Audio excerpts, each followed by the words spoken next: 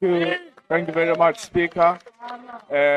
My name is Sihle Lonzi, Member of Parliament, deployed by the Economic Freedom Fighters. We note this report on the Portfolio Committee's assessment, particularly 5.1.3, where it deals with the recommendations which must turn the entity around.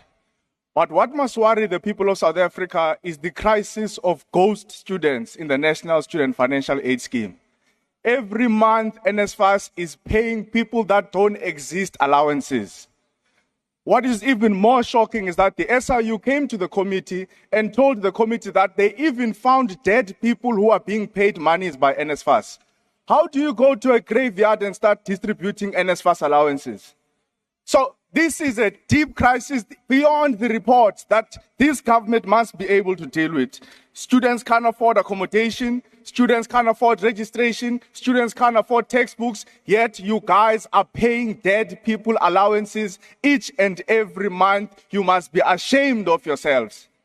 Now, the second thing that is happening, there are people who are going around South Africa calling themselves accreditation providers. They go and want to take money from landlords to accredit their private accommodation. They accredit shacks.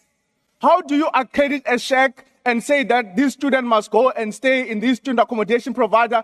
Imikuku, like Iwoki, you go and you accredit them and you use government money to pay these shacks and expect students to stay in those private accommodation providers. You must be ashamed of yourself. Now, perhaps before I sit down, I must mention that there's a cybersecurity report that actually is before NSFAS, but you guys, as usual, you are hiding it. The report discovered that there were people who were entering the platform of NSFAS at night and creating fake accounts of students to pay allowances. Now, that is able to happen because even now, NSFAS does these things manually. Someone must sit down and go to an Excel spreadsheet to pay student allowances. One of the accounts which were flagged said 17 students, ghost students, are paid into one Capitec Bank account and who are told that senior politicians and officials of the ANC are involved in that particular syndicate.